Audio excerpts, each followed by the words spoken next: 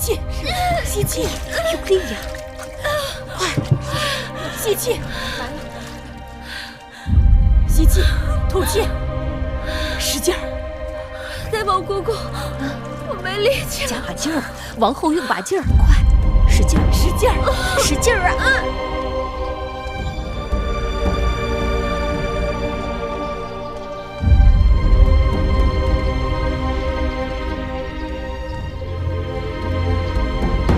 使劲儿，看见头了，看见头了，快出来了！热水，快让山王不停地烧热水。好，情况怎么样？快生了！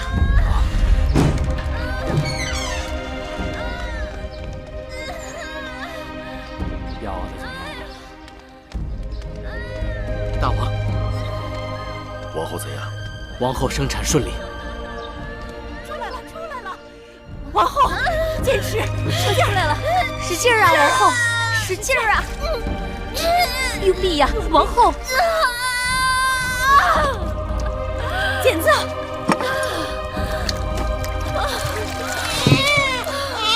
生出来了！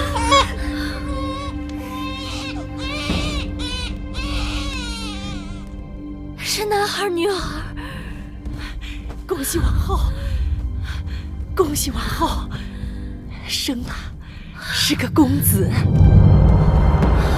恭喜王后！贺喜王后！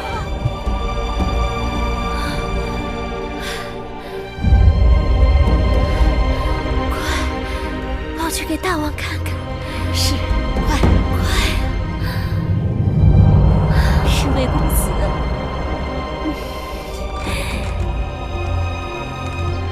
恭喜大王，贺喜大王！王后生了一位小公子，母子均安。恭喜大王，贺喜大王，喜喜彼此。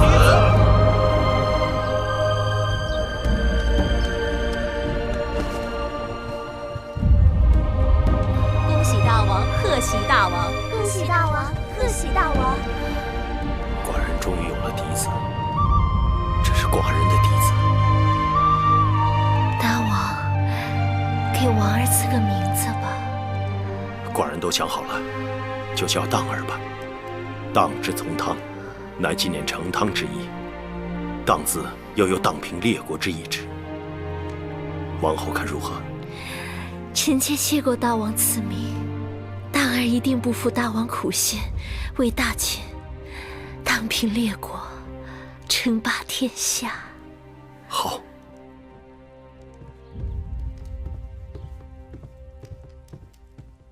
夫人，大王给王后的儿子赐名了。赐了什么名？荡。荡。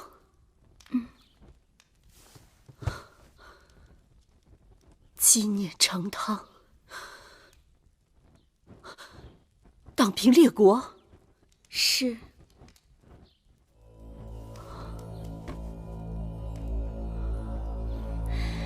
记得当年夫人生公子的时候，大王给公子赐名华，说是光华璀璨，是爹娘的骄傲和珍宝。听起来，并不比那个荡字差呢。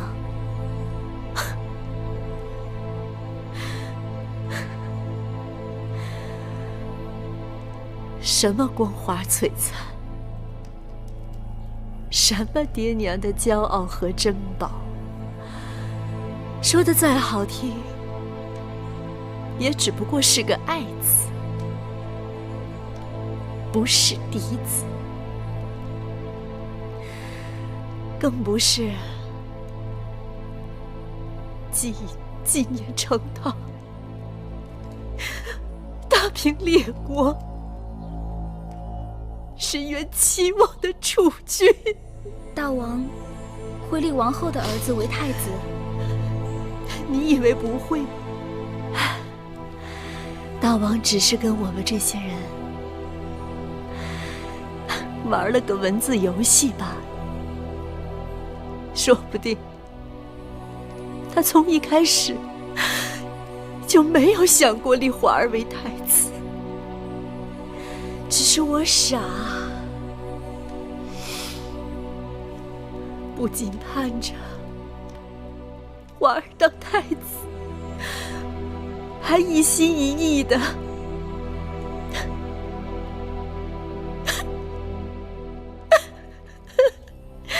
等着大王立我当王后呢。夫人，别过于伤心了。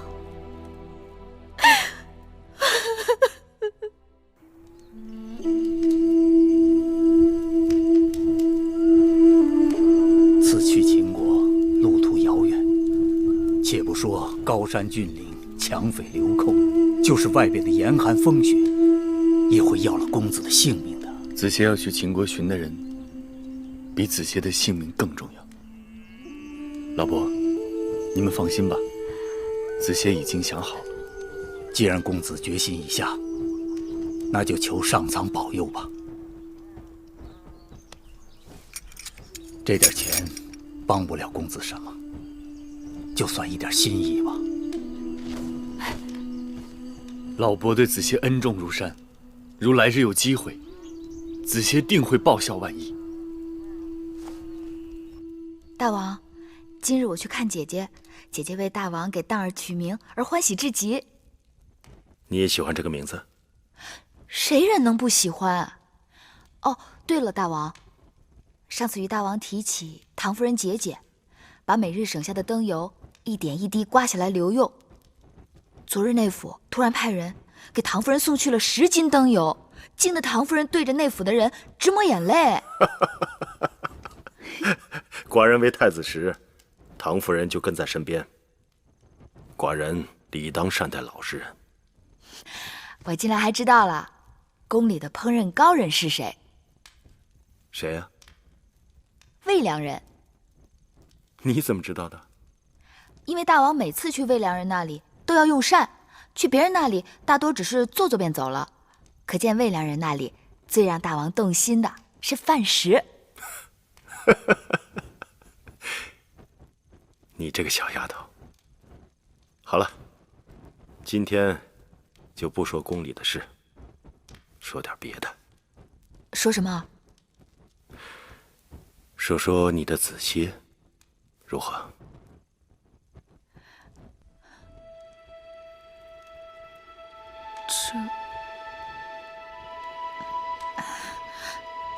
那只是些小儿女的故事，大王又不是邻家老伯，听起来只怕会无趣。那今日你就把寡人当成邻家老伯，如何？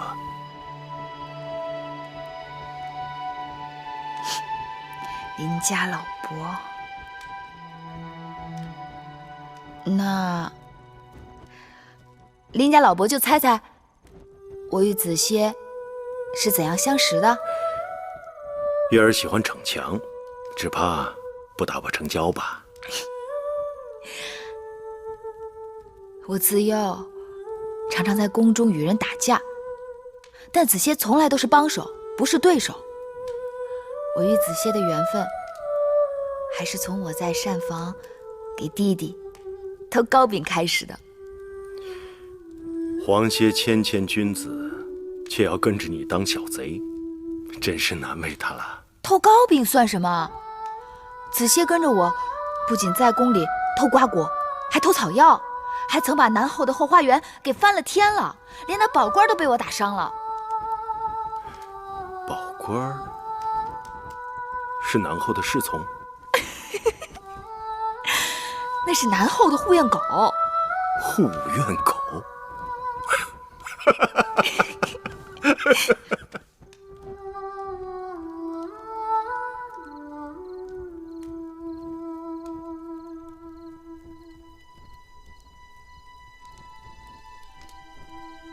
想要征服列国，征土地利，征服人心难，这是寡人的志向。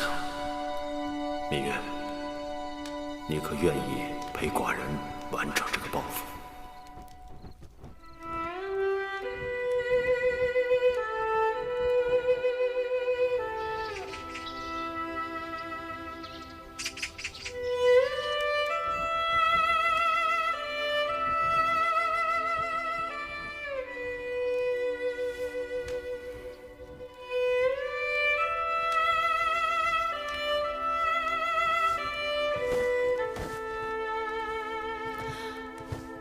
大王，大王晨起习武，芈月来陪。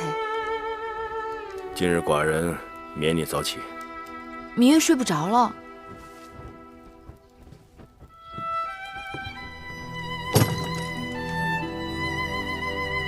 那就替寡人更衣吧。是。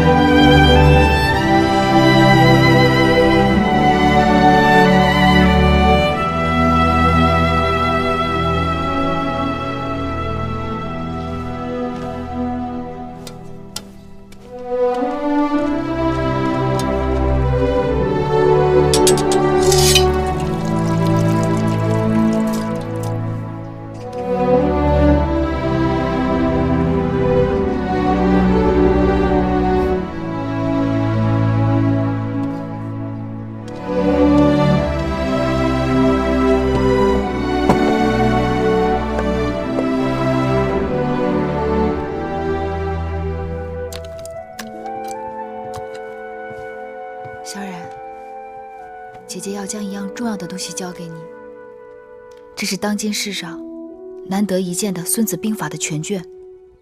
它既能教你领兵打仗，也能教你处事做人。战场龙血玄黄，有空多读一读，比带个先生在身边还有用。姐姐放心，做男儿铮铮铁骨，定不辱没姐姐对我的期望。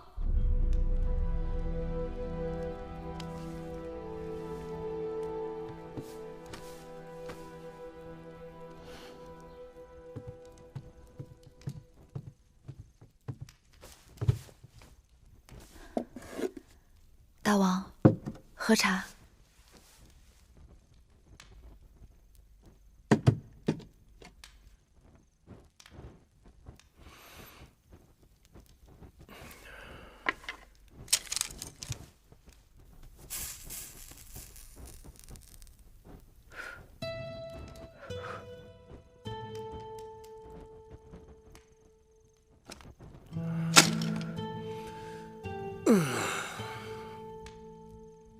寡人累了，不看了，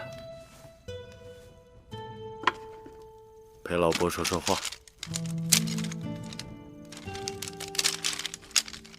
老伯想听什么？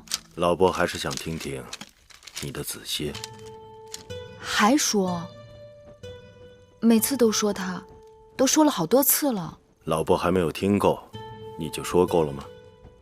再说，那也是过去的事情了。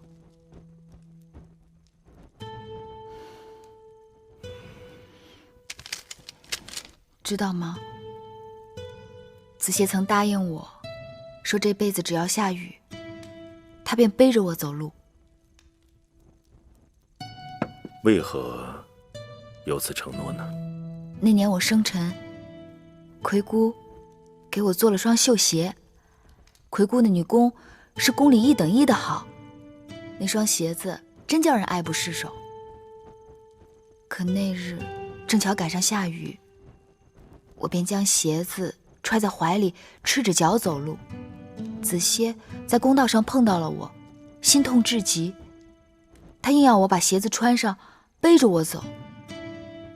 他告诉我说，这辈子与我在一起，一定要让我总有新鞋穿。如若下雨，他便背着我走路。你们两人真是天设地造的一双，可惜了。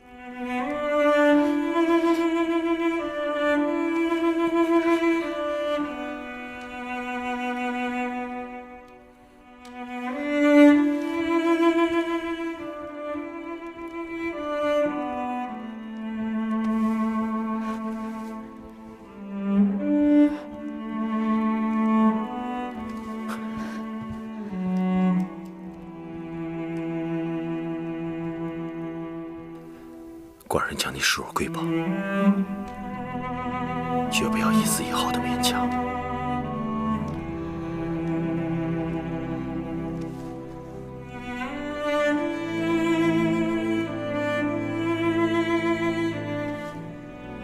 睡吧。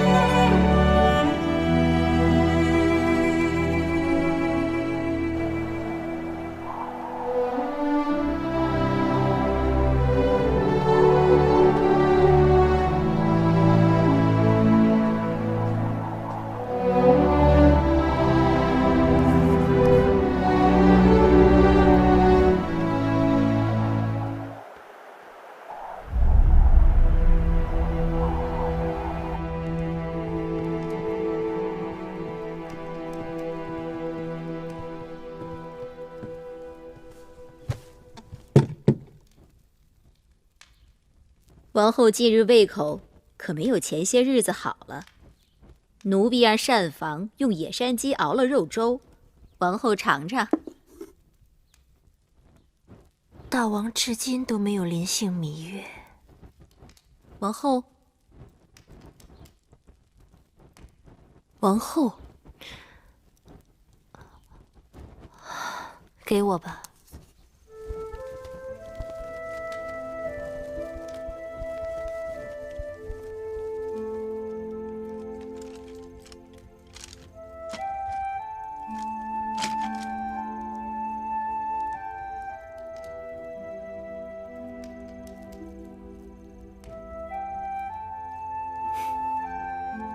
小丫头，在动什么鬼心思？是不是趁着寡人喜欢你，想多求些恩宠？是，也不是。寡人恕你无罪，说来听听。芈月一心想抓住那个指使一群人袭击王后迎亲车队的主使，以大王的智谋，应当早已心里有数，为何迟迟不动手呢？你知道下棋最忌讳是什么吗？心急于攻。得子而不得势，要学会走一步看十步，牵一发而动全身。寡人答应过你，定不会让那人逍遥法外。但此刻一朝疏忽，就可能坏了寡人的全局。行了，说说别的吧。大王想说什么？还是你的子歇。今日不说他了。为何？我想说的子歇，都已经说完了。当真？过去提起子歇，这胸口总是满满的。如今倒是觉得空了。那好吧，我们就各自歇息。快清明了，明日一早，寡人要带你去个地方。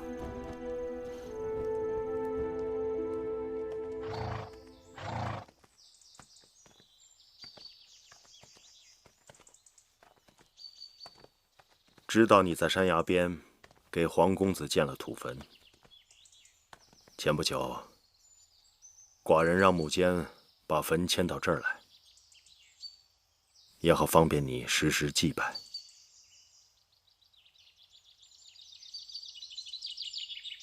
你放心，里面的东西没有丢失。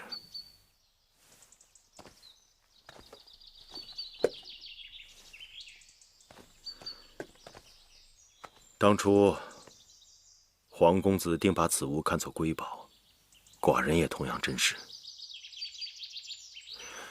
既然心木已建好，还是由你把这东西放到墓穴里去吧。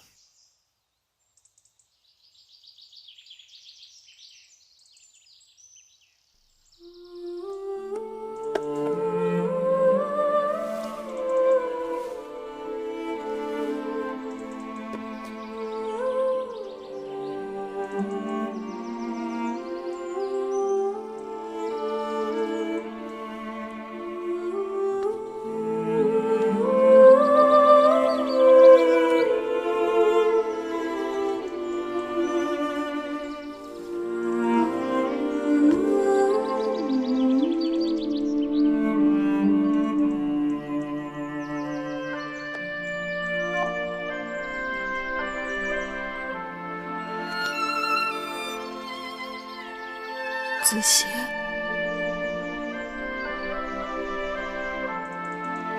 大王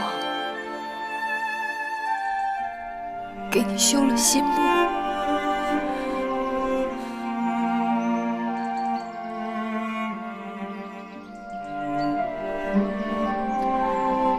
以后我年年都可以来看你，你再也不会孤独了。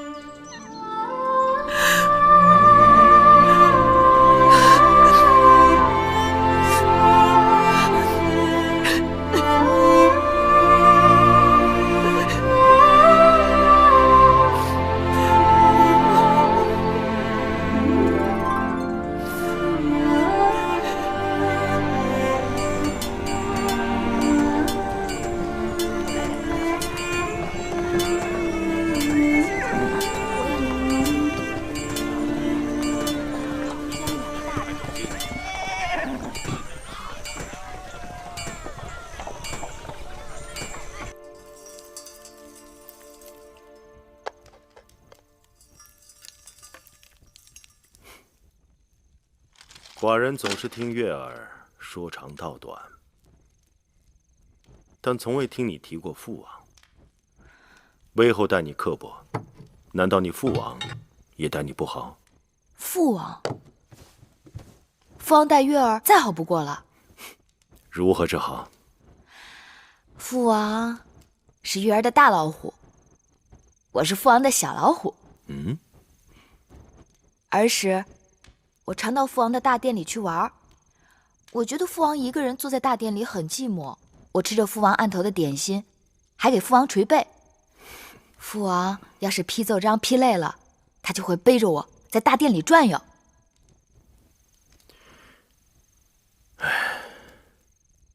寡人看书简也看累了。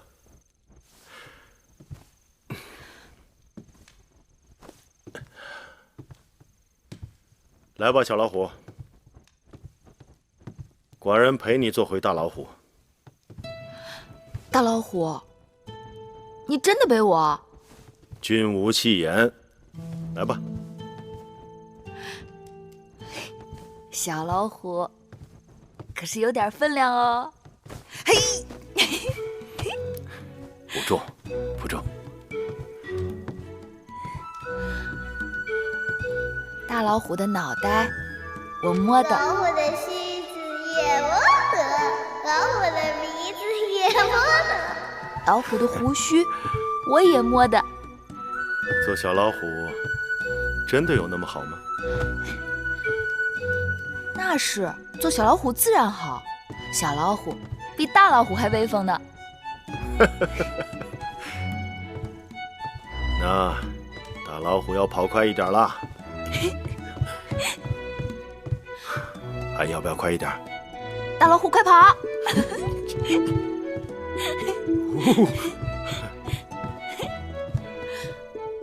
准备好了没有？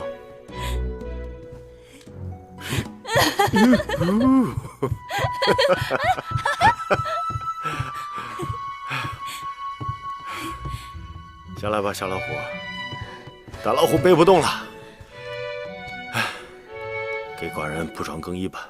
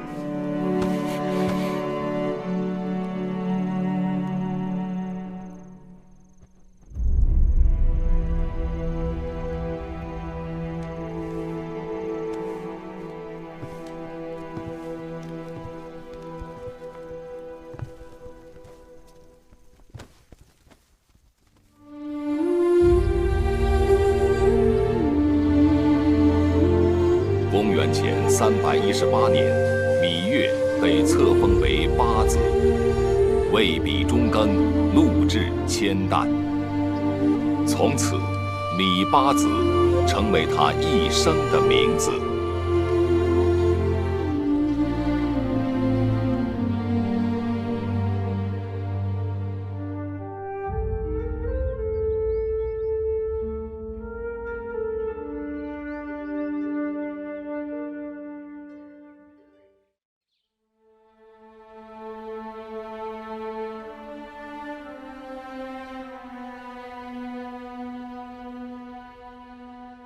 月儿本以为，即使与大王同屋而眠，也不过到此为止。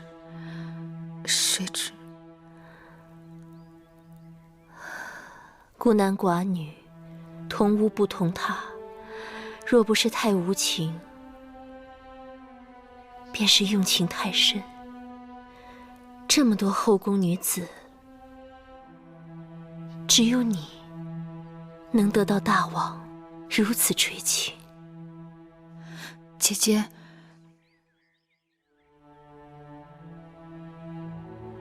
姐姐不会因此责怪芈月吧？大王看重妹妹，临幸妹妹是早晚的事，姐姐应当替你高兴。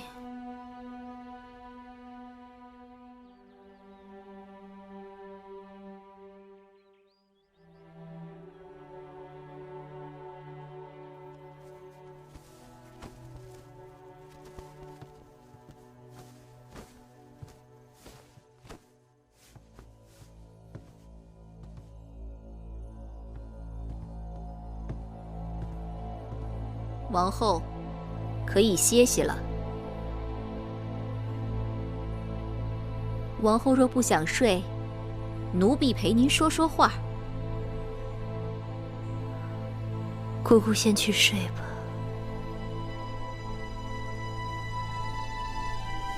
是。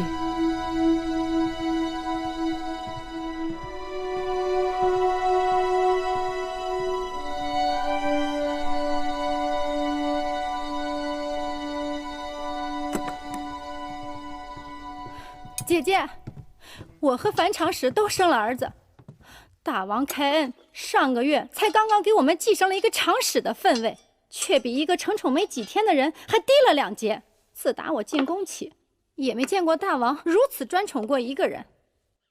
先王后与大王也算是恩爱，可是大王对他也就是相敬如宾罢了。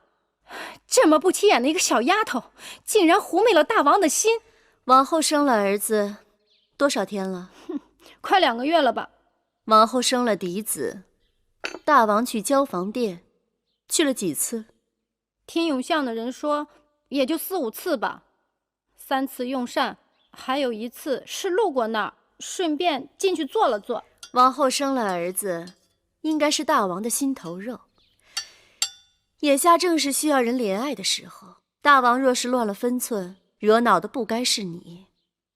等着有些人心里长芽吧，用得着你我着急吗？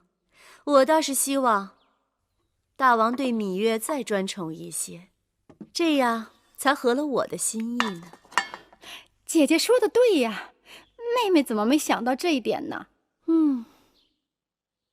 这香焚到现在才觉出好来，要有点耐心。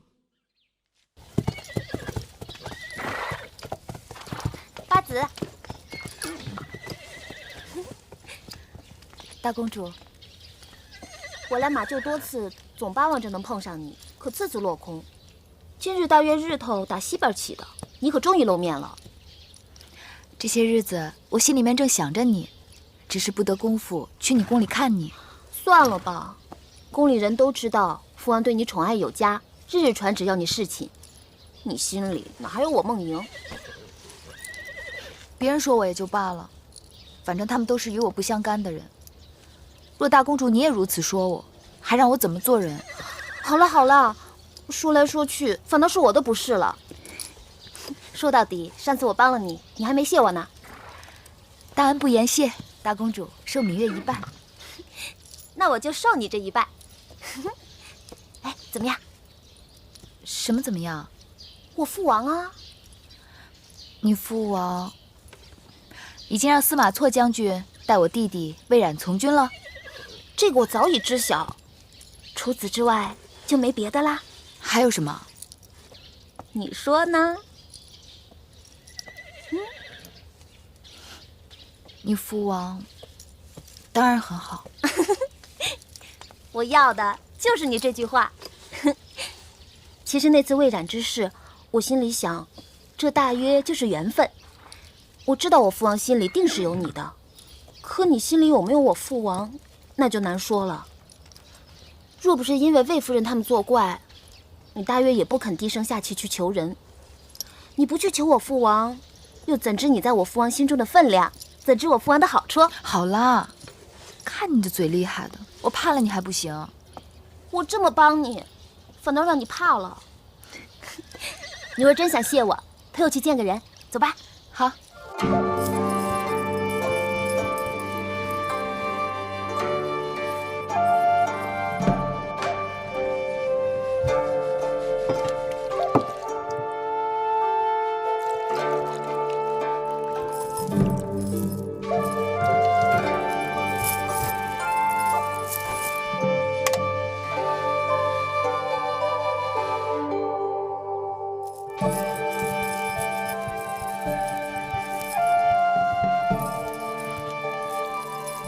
梦莹，你来了。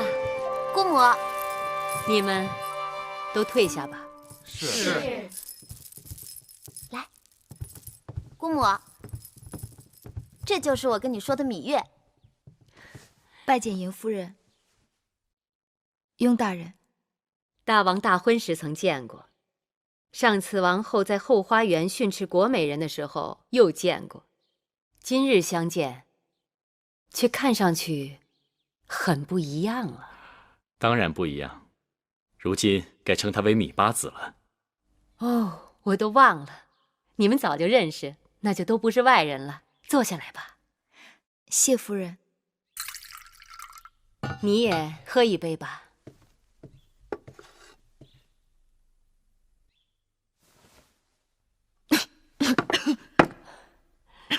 看来你还真不会饮酒。都说琴酒性烈，果不其然。这女儿家一定要学会饮酒，它是忘忧药，能陪你一辈子，不离不弃。芈月，你可见过天底下有比我姑母更潇洒的女子？都说大公主是迎夫人养大的，我看大公主和迎夫人真的比母女还要相像。夫人这里余音绕梁，但雍瑞府中还有杂物未料理妥当。既然夫人有他们二人陪伴，雍瑞暂且告辞。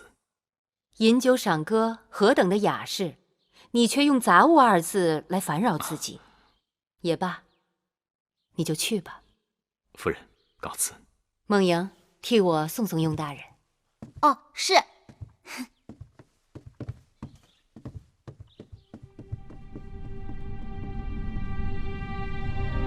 好一个芈八子！当日我就看出，大王迎娶的处女中，唯有你是最不安分的。夫人的话令芈月战战兢兢。你小小年纪进宫不久就得此位分，可见得你在大王眼中的分量。我听说大王已经专宠你2月有余，宫中因此废议。芈月不知自己错在哪里，望夫人指点。如你这样的情况，并非宫中第一人。先王后和当今王后，他们出入宫时，大王都专房独幸了3个月以上。妻者妻也，王后是大王唯一正妻，平起平坐都是应该，专房更是无理由挑剔。你明白就好。除了王后、魏夫人、国美人承恩，最多也只不过就是10几日的功夫，魏良人就更少了。大王历来都是我行我素，但是大王对你的专宠，都快赶上王后了。这让有些人看在眼里，心头早已滴血。芈月，别无他念，只想好好侍奉大王。能侍奉大王是你的福分。当今世上，既有心性又有姿色的女子，大多都是宁愿做褒姒，也不甘做无颜的。你要当心，恃宠而忘形，树敌太多。虽然说后宫之事也应该由大王来定夺，但是大王的心思多在前朝，并非总能关照后宫。要想平安多福，就要收敛心性，懂得进退。谢夫人指教，芈月字字铭记在心。起身吧。谢夫人。其实，我想让你记住的，就是2个字：分寸。是。姑母，梦莹，你回来了。梦莹啊，芈八子是头一次到我这儿来，你快带她到我这北郊行宫四处去看看啊！走。谢夫人。去吧。刚刚姑母跟你说了些什么？只是家常话罢了。邢夫人豪爽，心思如同男子，举手投足更有大丈夫之气。我就知道你们俩会很投缘。哎，雍大人怎么会在邢夫人这里？雍大人常常看望姑母，他们的情分已不是1日2日。能看得出他们彼此是体贴知己。姑母一生艰难，但很洒脱。我从小便想学做她那样的人。夫人，大姐来了。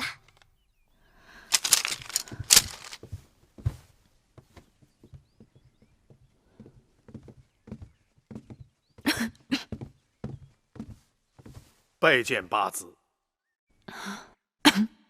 大监免礼。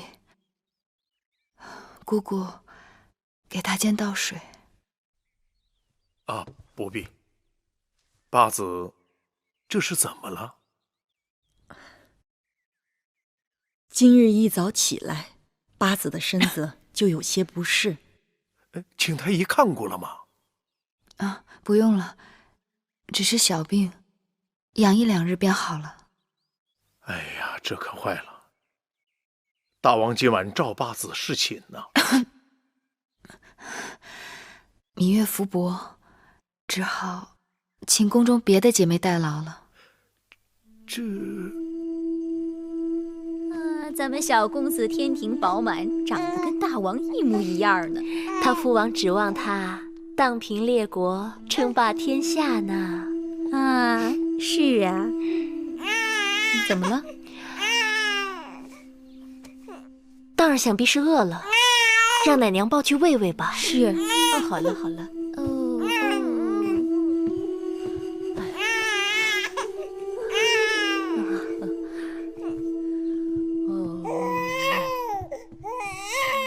小公子都满2个月了，大王也没来用过几次晚膳。大王政务繁忙，可奴婢听说大王几乎夜夜都召芈月去承明殿呢。今晚侍寝的又是他。我月子里的时候不能侍寝，芈月替我侍奉大王。如今我刚出月子，芈月多陪些大王，也是她的本分。只怕有些人的心思在本分之外呢。好了，玳瑁姑姑，我知道你是在为我争，但是不能因小失大。大儿刚满月，大王就令魏夫人把主持后宫的大权交还给我，可见大王对我的信任。如今大王指派芈月主管整理我从楚国带来的陪嫁书简，她日日在书库，也算恪尽职守。好不容易有几天太平日子，你就不能让我耳根清净一下？奴婢知道了。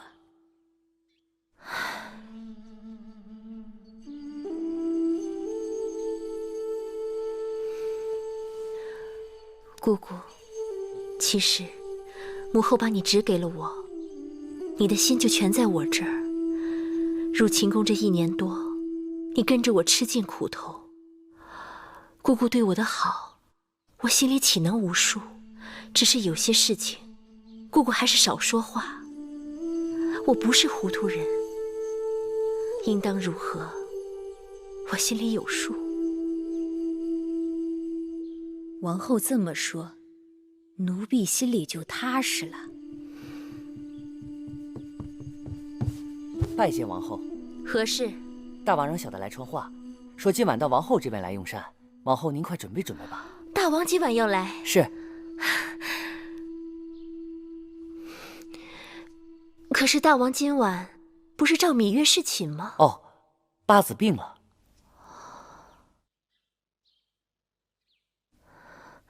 知道了，你下去吧。是。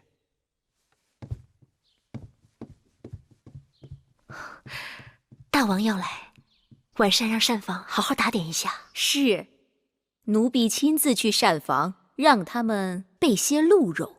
鹿肉属纯阳之物，补脾益气，温肾壮阳，给大王吃最好不过了。奴婢去准备了。大王，这鹿肉是照楚国的方子炮制的，您看味道怎么样？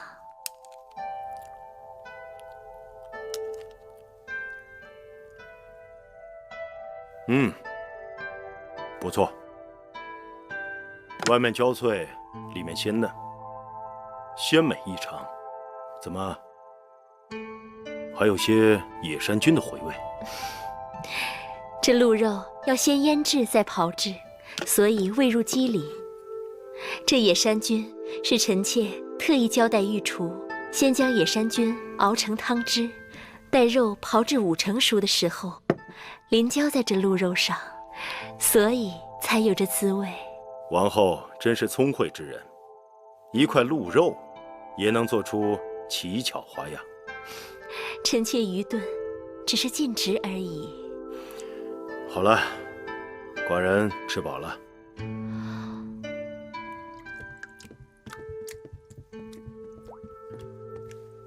大王，臣妾近日重新开始打理后宫事务，好久不接手，都有些生疏了。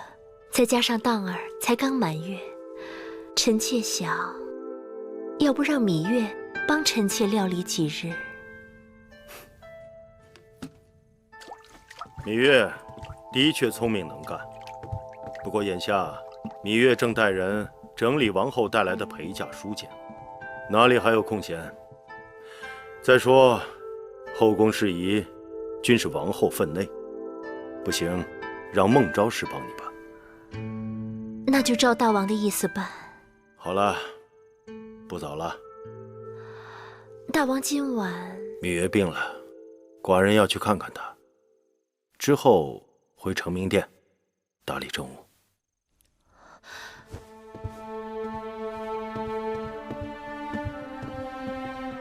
恭送大王。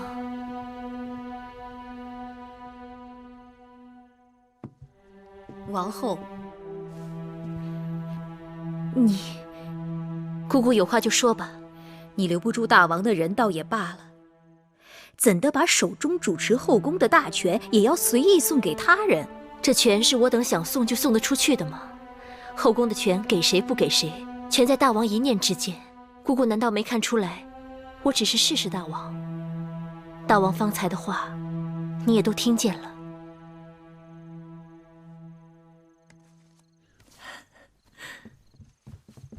夫人、姑姑，你们快看，好看吗？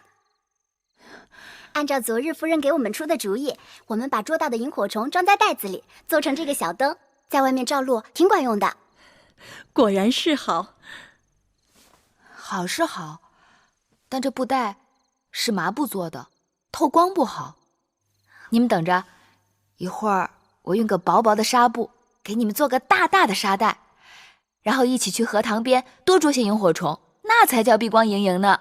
这主意不错呀，给寡人多做几个，送到承明殿去，让寡人也沾沾你的光。大王，免礼。大王，怎么有空来了？寡人听说你身子不适，特意来看看你。看你又能捉萤火虫，又能做沙袋，看来不是身子不适。香儿、慧儿，还不快去，将新煎好的金银花水给大王端上来。是。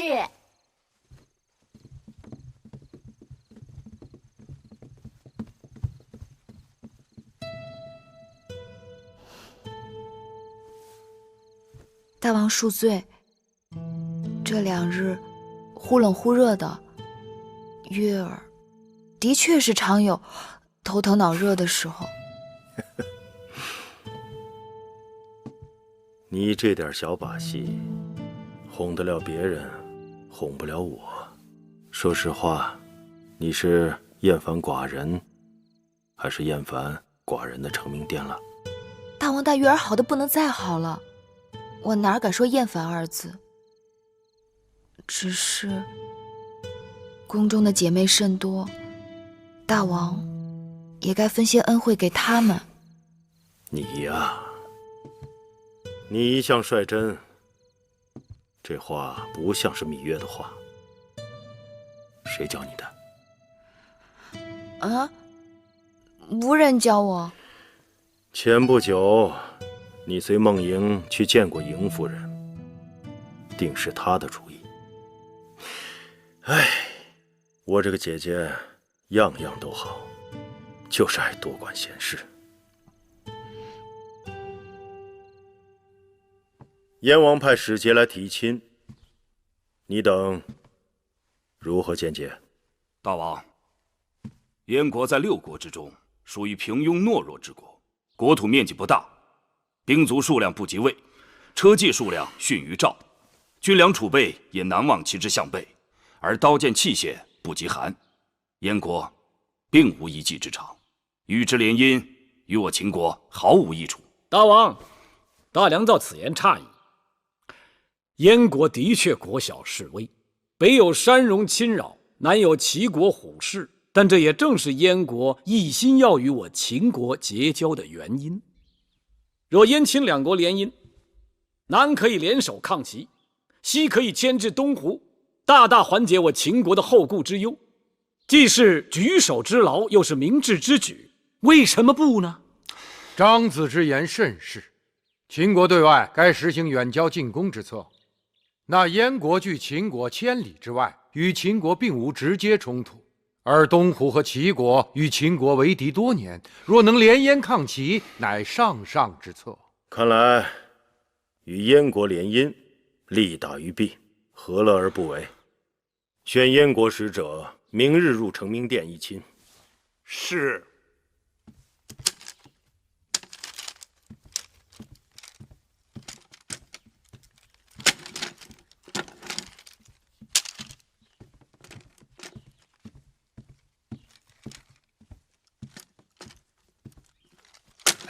你听说没有？燕国派人来求亲了。向谁求亲呢？那还有谁呀？当然是我们秦国的大公主啊！咱们大公主那么好，谁能配得上她呀？你笨不笨呢？再好的姑娘，那也得嫁人呐。希望燕国不是太远。这燕国啊，是离我们秦国最远的国家了。冬天下很大的雪，那儿的人呐，鼻子和耳朵都被冻掉了。这大王为什么要把大公主嫁到那么吓人的地方去？脖颈子痒了。姐姐，今日我到公孙衍的府上去过了，可大良造仍然不肯把符节还给咱们。我问他，若是大王追查起来怎么办？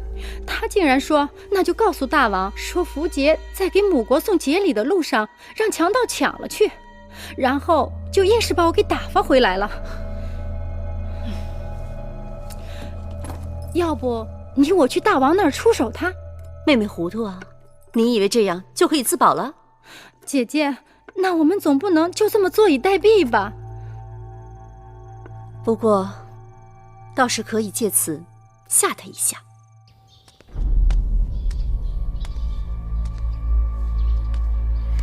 这个女人简直是丧心病狂！先生息怒，魏夫人会不会因为情形不对出卖先生？暂时还不至于。即便他在符节之事上能够洗白自己，不过谋杀王后也是掉脑袋的大罪。但眼下一群人故意为难人，他们只要粮食，不要钱财珠宝，还说拖的时间长了，要把500车粮食变成800车。什么？800车？简直是岂有此理！先生，我们应该怎么办？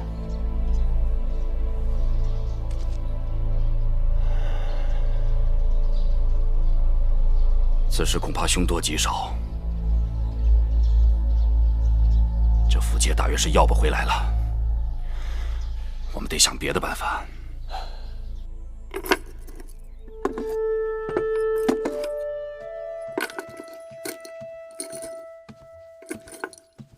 月儿，你这是在找什么呢？上次王后送了我一套紫玉鎏金的首饰，怎么找不到了？你找她干嘛呀？听说燕国来了使者，给梦莹提亲，梦莹待我十分真心，我也该准备一些贵重的礼物送给她，也算是我的一片心意。那套首饰太贵重，我怕香儿他们粗手大脚的给弄丢了，就特别给收了起来。你要，我去给你拿。哎，那也不急，我还想亲手给梦莹绣一套嫁衣，当然，这事定离不开姑姑的帮忙。你呀，还是忙你那些书简吧。嫁衣的事儿用不着你亲自动手，样子我和你一起商量就是。姑姑，你看，这个金锁片十分精致。那麒麟做的跟活的似的，的确是好。姐姐的当儿已经快100日了，我想把这个送给当儿。麒麟为人宠，象征吉祥，王后定会感念你有心的。当儿，当儿，姐姐你看这金锁片可好？当儿，当然好。前日大王赐给当儿一个金锁片，按理说也是1等1的，还抵不过你这个精细雅致。大王定是想把好东西留着慢慢赐给小公子，渐渐比过去越来越好，要不哪会有惊喜？当儿，来，我抱抱。哎呀，小公子好重，哪像100日，倒像是周岁的孩子。当儿，能吃能睡，格外调皮。这才快100日，奶娘都快弄不住他了。我们小公子是大王最宠爱的嫡子，哪能跟一般孩儿相比呀？奶娘，公子怕是饿了，抱下去喂喂。是。来。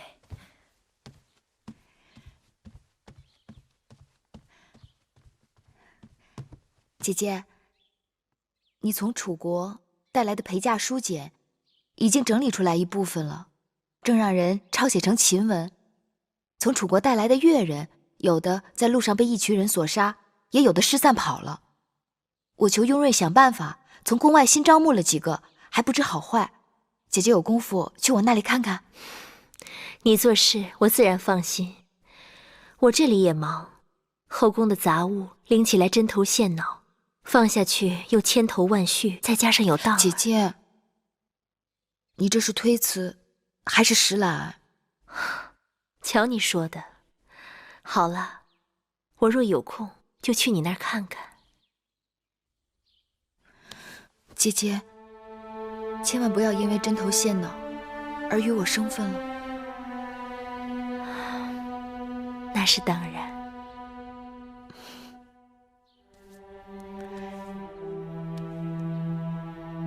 那妹妹先告辞了。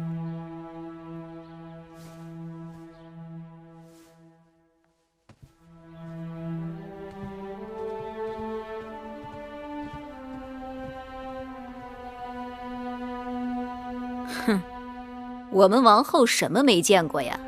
一个金锁片子，显摆什么？姑姑嘴上积点德吧。就凭芈月，哪里拿得出这样的东西？定是大王赏赐给她的。芈月侍奉大王多日，得些稀罕宝物，也是他的本分。只是什么？从小到大这么多年，只记得凡是我有的，定是他没有的。只有我给他东西，何尝有过他给我？如今却倒过来了。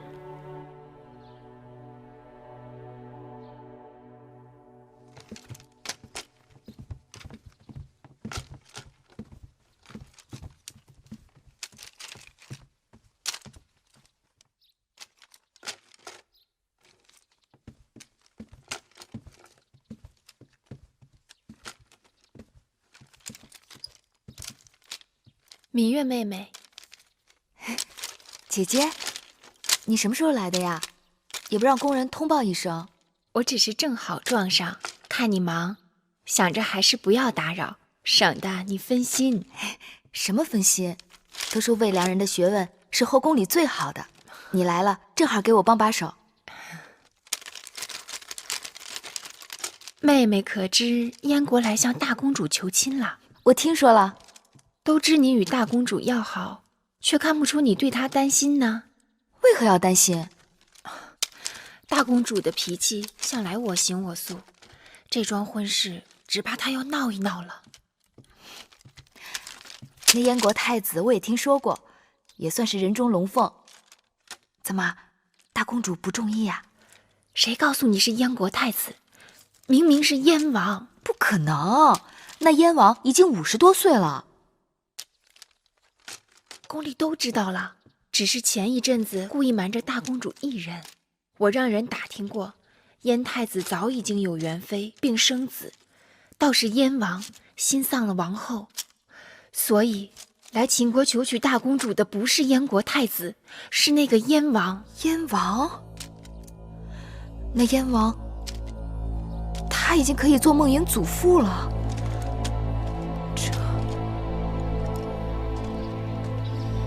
唉，昨日受了风，腰酸背痛的。这王后有什么事儿，让下面人传个话便是了，还让我们这一遍一遍的跑腿儿。姐姐就别抱怨了，王后对咱们姐妹还是挺关照的。哼，你想啊，自王后坐月子起，交房店就传话，不用日日去问安，免得大家辛苦。其实我们也偷了好一阵子懒呢。就光卖这点好，就把妹妹降服了。说什么降服不降服的？姐姐，今日召我们去，必定是和大公主的婚事有关。大公主年幼丧母，又最得大王的欢心，她的婚事，咱们好歹得应付。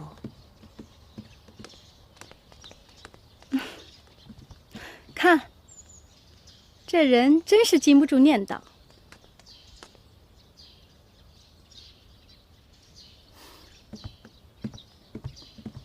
魏长史、樊长史，大公主，给大公主道喜了。魏长史，有话便说，不必客套。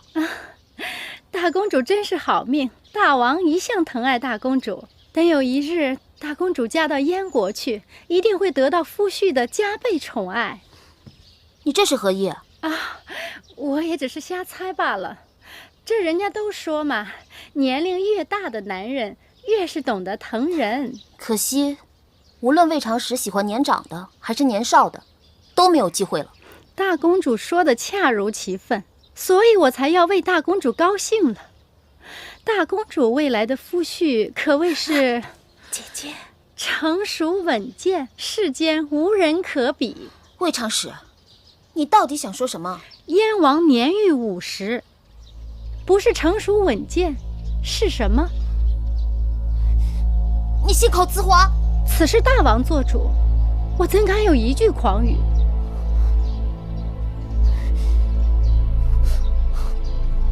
大公主慢走。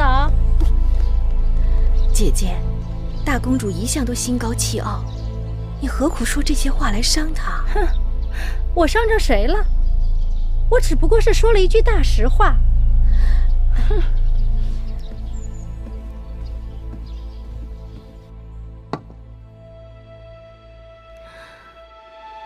大王打算把大公主许配给燕国国君，秦燕两国联姻，如鼓琴瑟，同德同心，有益于我大秦安危繁荣。公主出嫁是后宫大事，召姐妹们来就是商议一下大公主的婚事。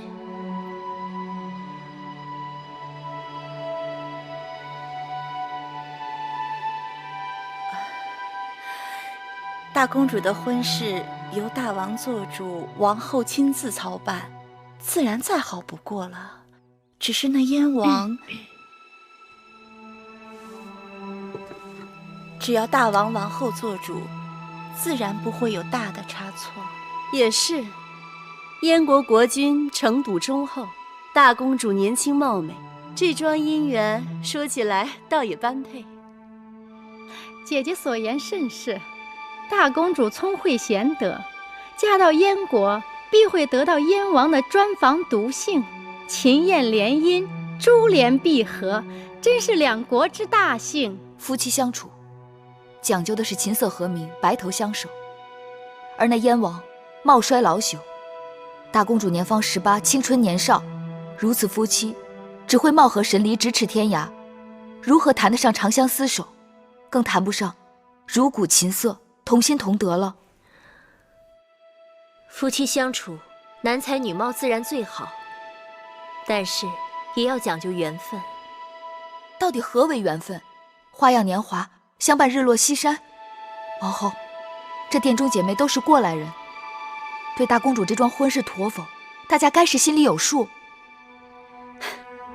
这么说，我们和王后都没有米八子一人考虑的周全呀。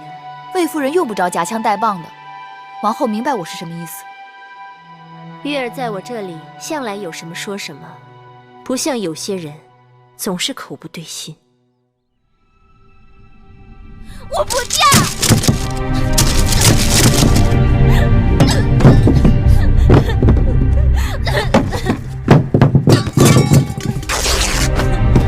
我不嫁！我不嫁！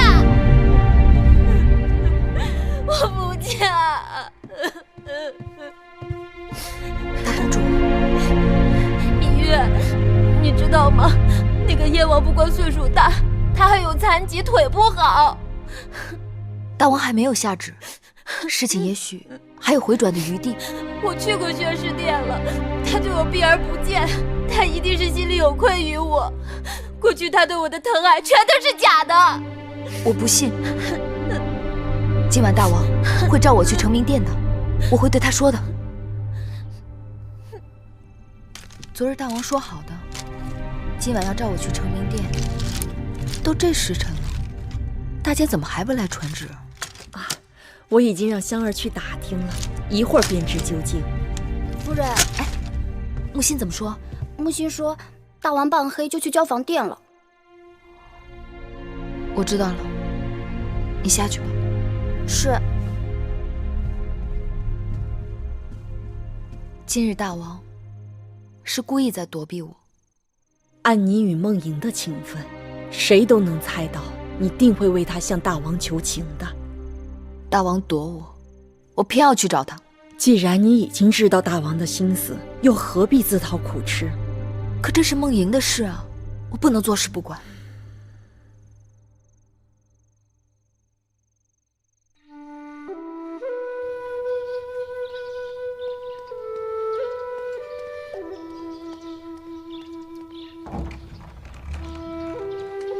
大姐，八子，回去吧。大王正在殿内议事，不能见你。还请大监行个方便。